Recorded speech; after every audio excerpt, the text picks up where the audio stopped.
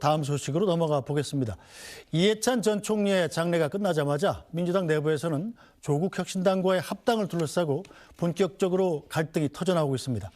오늘 민주당 지도부에서는 합당 논의 문제를 두고 공개석상에서 최고위원 간의 정면 충돌이 벌어지기도 했는데요. 어떤 내용인지 영상으로 보고 오시죠. 합당 문제도 당원들의 뜻에 따라 결정해야 합니다.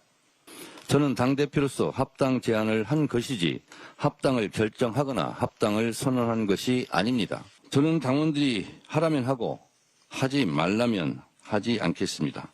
저는 당원들이 가라면 가고 멈추라면 멈추겠습니다. 하늘 아래 두 개의 태양은 있을 수 없다는 것이 진리입니다.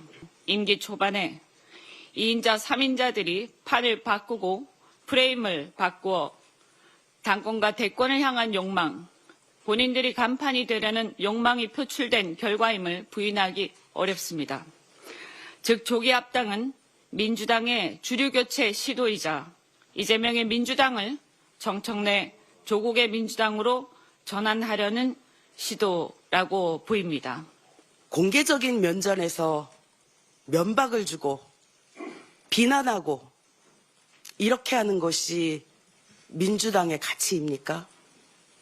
적어도 정부 여당의 공당의 대표가 제안한 내용을 가지고 이렇게 공개적인 석상에서 모욕에 가까운 얘기를 하는 것은 저는 당인으로서의 자세는 아니라고 생각합니다.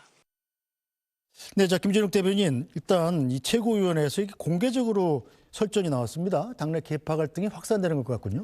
이런 모습을 좀 보여드리는 점에 대해서는 좀 안타깝게 생각이 되는데, 그럼에도 불구하고 이것은 어떻게 보면 당연한 수순이었다라고 저는 봅니다. 네.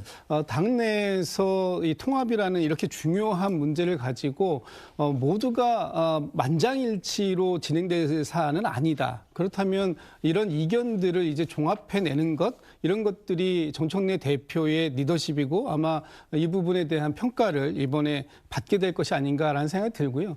이미 정청래 대표가 오늘도 말씀을 하셨습니다만 본인이 합당을 선언한 것이 아닙니다. 합당을 제안한 것이고, 이제 이 제안에 따라서 당원 당규가 정해져 있는 그런 순서 과정들을 통해서 충분하게 당원들이 토론하고 논의하고, 그리고 전당원들의 의견을 묻고, 그것을 전당대회나 또는 뭐 수임을 받은 중앙위원회에서 이 부분에 대해서 최종적인 처리를 어떻게 할 것이냐를 결정하면 되는 것인데, 지금 이런 그 어떤 이견의 과정이 너무 어떤 그 개파색을 드러내는 것처럼, 그래서 당내에 큰 혼란과 분란이 있는 것처럼 비추어지는 이런 모습들은 아마 이런 합당을 추진하는 과정 속에서 국민들께서 보고 싶어하는 그런 모습은 아닐 수 있다라는 생각을 갖고 있습니다. 네, 정치학자이신 김규식 교수께서 보시기는 어떻습니까? 당내 이런 갈등이 표출되는 이유가 바로 이 정청래 대표가 갑작스럽게 합당을 추진하겠다고 발표한 게 정청래 대표 자신의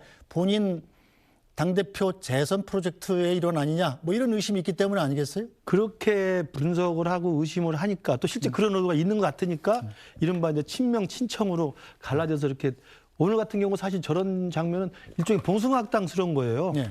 당대표가 이야기를 하고 당대표가 있는 면전에서 바로 이현주 최고위원이 대놓고 이야기를 하지 않습니까? 사실 정청래 대표를 직격한 거죠. 그러니까 바로 또 친청으로 분류되는 문정복 의원이 또다시 그걸 반박을 하는 건데, 저는 이게 이재명 정부 초반입니다. 이재명 정부 초반에 저는 이재명 대통령에게 가장 큰 그 통제 불가능한 리스크는 정청래 여당 대표라고 생각을 해요. 제 개인적으로는. 그런데 이 정청래 대표가 이재명 대통령의 말을 듣기는커녕 오히려 지방선거 앞두고, 그리고 8월 달에 있을 전당대회에 재선을 목표로 해서 가장 정략적인 의도로 조국 혁신당 대표와 사전에 합의해놓고 둘이 합당을 제안한 거 아니겠습니까? 네. 사실상 전격적인 합당 제안입니다. 그리고 이미 공동대표 이야기가 나올 정도로 그 둘 사이에는 세수한 어느 정도의 조율이 있었지 않았느냐는 의심을 사기에 충분해요. 그렇기 때문에 당연히 민주당 지도부나 민주당 당원들은 부글부글 끓을 수밖에 없죠. 그리고 지금 이 시기에 꼭 합당을 해야 되느냐. 그리고 지금 6월 3일 지방선거를 앞두고 수천 명의 후보자들이 뛰고 있는데, 그러면 조국 혁신당 합당하면 그다음 이걸 어떻게 할 것이냐. 정말 다들 지금 목에 매어 있어요. 네. 근데 이 정청래 대표가 밀어붙이는 건 뭡니까? 당원들이 허락하면 할 것이다. 근데 의도는 뭐예요? 조국 혁신당과 합당을 하면 조국 혁신당 당원들이 권리당원으로 들어옵니다. 그리고 조국혁신당 몫에 대의원이 늘어납니다. 그리고 자기 정청래 대표를 계속 발목을 잡았던 중앙위원들도 중앙위원인가 당무위원인가요? 거기도 조국혁신당 몫이 들어와요. 네. 그러면 적어도 조국혁신당 쪽에 분배가 되는 사람들의 당직이나 당원들은 이재명 대통령과 정청래 대표가 갈등을 했을 때 이재명 대통령보다는 정청래 대표 편을 들 가능성이 훨씬 높습니다. 네. 그 계산하에서 움직이는 거라는 걸 누구나 다 알기 때문에 지금 명청대전이 일어나고 있는 거예요. 그렇기 때문에 저는 이게 합당은 명분일 뿐이지 지방선거 이전에 이렇게 갑자기 빛의 속도로 하려는 이유가 무엇인지 국민들이 다 알고 있기 때문에 당원들이 알고 있기 때문에 지금 이 내용이 커진 거라고 생각해요. 네, 자 이런 가운데 지난번 본회의장에서 한 민주당 의원과 국무위원 간의 이른바 밀양 문자가 또 기자들의 카메라에 포착돼서 논란이 되고 있습니다. 잠깐 볼까요? 자, 문자 내용이 뭐냐면 이 한 민주당 의원의 핸드폰에 잡힌 문자인데 이 국무위원이 보낸 겁니다. 자, 밀약 타격 소재다. 밀약 여부를 밝혀야 한다. 당명 변경 불가, 나눠 먹기 불가 이렇게 간략하게 보냈는데 자, 이 민주당 의원이 답신을 보냈습니다. 네, 일단 지선 전에 급히 해야 하는 게 통해 생각이라는 건 통해라는 건 대통령을 뜻하는 거겠죠. 바람직하지 않습니다. 자, 이런 문자가 포착이 돼서 여론이 들끓고 있는데 자, 조국혁신당에서는 민주당과의 합당엔 밀약 따위는 없었다 이렇게 일축하면서 합당 논의를 두고 민주당 내부 논쟁이 격화되자 불편한 기색을 감추지 않았습니다. 합당에 대한 의견 다룰 수 있습니다. 제안을 한 민주당 안에서 결론을 내주십시오. 민주당의 내부 이견이 해소될 때까지 조국혁신당은 기다릴 것입니다. 그러나 그 과정에서 내란을 함께 극복한 동지이자 같이 이재명 정부를 세운 우당인 조국혁신당을 제 멋대로 활용하지는 말아 주십시오.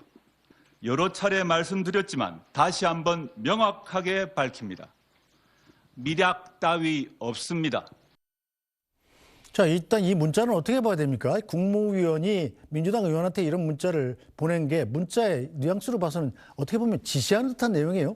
국무위원은 정부의 일원인데 당무에 개입한 것 아니냐 이런 논란도 있겠군요. 그런 취지에서 오늘도 아마 당에선 이 국무위원들의 이러한 부적절한 문자들에 대해서 국무총리가 좀 나서서 좀 조사를 해주셔야 되는 거 아니냐 이런 얘기가 있었던 것 같습니다. 그런데 저는 어쨌든 간에 이렇게 뭐 밀약이다 이런 말씀들이 우리 내부에서 나왔다라는 것 자체가 국민들께는 굉장히 송구한 일일 수밖에 없는 겁니다.